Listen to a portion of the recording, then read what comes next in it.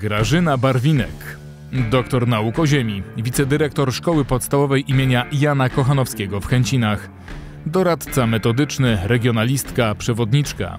Od ponad 20 lat zaangażowana jest w przywracanie pamięci o społeczności żydowskiej Chęcin i regionu. Poprzez swoje działania zawodowe i pozazawodowe nieustannie edukuje lokalną społeczność w zakresie wielokulturowej przeszłości.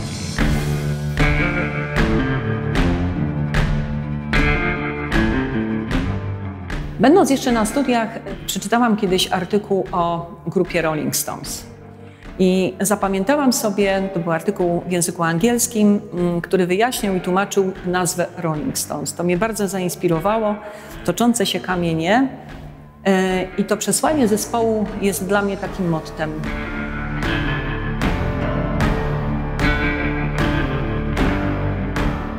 Jestem chęcinianką i tak naprawdę już od dziecka nieustannie gdzieś w moim otoczeniu pojawiała się tematyka żydowska.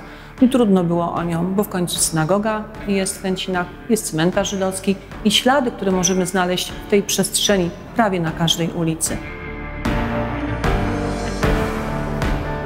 Od wielu, wielu lat prowadzone są różne działania. To są zarówno działania edukacyjne, jak i kulturalne, ale również te architektoniczne przestrzeni miasta.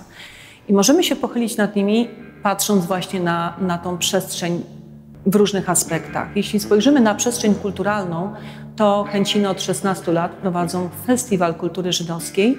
To jest święto, w czasie którego upamiętniona jest społeczność mieszkańców, dawnych mieszkańców Chęcin.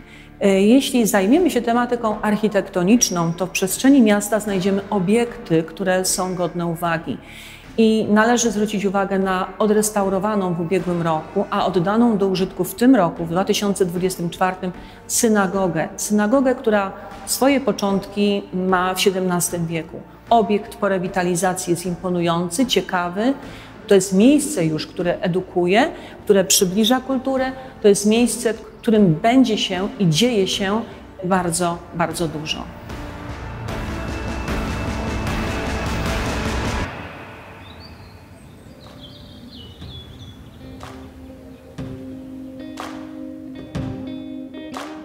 Ja jestem nauczycielką, edukatorką, uczę zarówno młodzież, dzieci, młodzież, jak i dorosłych, ponieważ współpracuję ze Świętokrzyskim Centrum Doskonalenia Nauczycieli, więc mam taką łatwość też pokazywania tej drogi edukacyjnej i pokazywania historii społeczności żydowskiej dla nauczycieli, dla tych, którzy mogą rzeczywiście tę wiedzę przekazać, te wiadomości, umiejętności przekazywać dalej.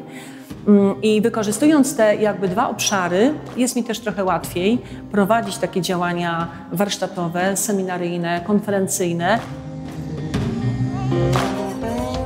Kiedy pochyliłam się nad tematyką kultury żydowskiej, to zauważyłam, że w moim otoczeniu jest mnóstwo ludzi, którzy są świadkami tych wydarzeń. I pomyślałam sobie, że najlepszą tak naprawdę rzeczą będzie uwiecznienie tego w postaci medialnej. I stąd zachęciłam moich uczniów do tego, żeby realizowali projekty, w ramach których będą relacje świadków gromadzić.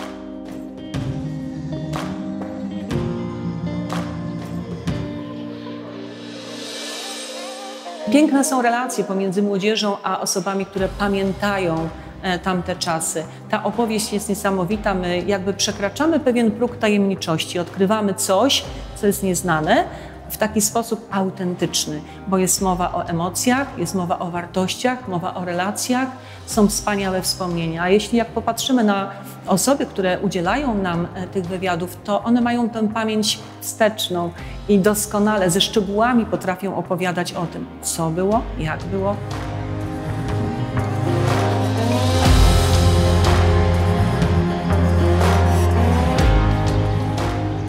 Ślady kultury żydowskiej w Chęcinach to nie tylko synagoga, to ślady po Mezuzie, ale również wielki obszar cmentarza żydowskiego, który znajduje się na południowym stoku Góry Zamkowej.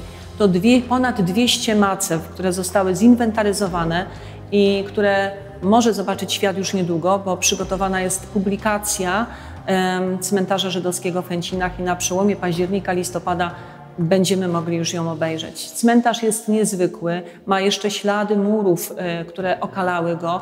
Są niezwykłe, zabytkowe macewy. Ten cmentarz jest bardzo ważnym miejscem. Do niego często przyjeżdżają goście z zagranicy, którzy mają tutaj swoich przodków.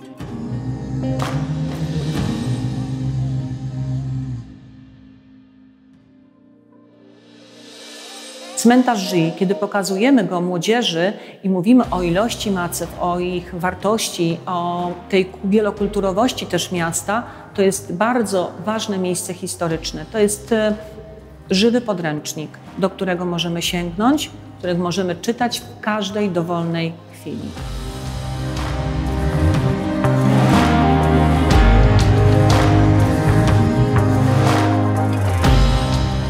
Musisz robić wszystko, żeby nie porósł mech tych kamieni pamięci. I jakby to motto z Rolling Stonesów przełożyłam do swojej pracy edukacyjnej.